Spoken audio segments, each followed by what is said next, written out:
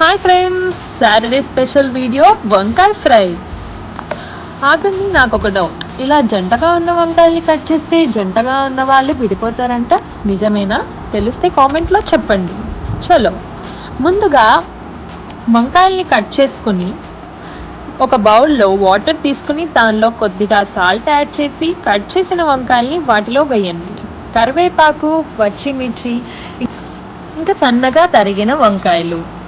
ఒక కడాయి తీసుకొని అందులో 4 టేబుల్ స్పూన్ల ఆయిల్ వేసి కరివేపాకు వేసి ఇంకా పచ్చిమిర్చి వేసి దోరగా వేగనియండి. అవి వేగినాక సన్నగా తరిగి పెట్టుకున్న వంకాయలు వేసి టేబుల్ స్పూన్ పసుపు ఇంకా 2 టేబుల్ స్పూన్ల ఉప్పు వేసి బాగా కలుపుకోండి.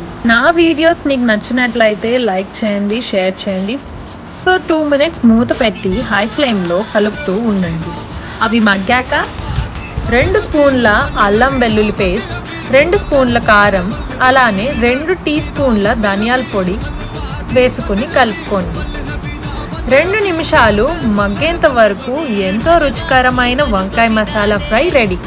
మీరు కూడా ట్రై చేసి ఎలా ఉందో కామెంట్ చేయండి. వీడియో నచ్చితే షేర్ చేయండి, నా ఛానల్ని సబ్స్క్రైబ్ చేయండి.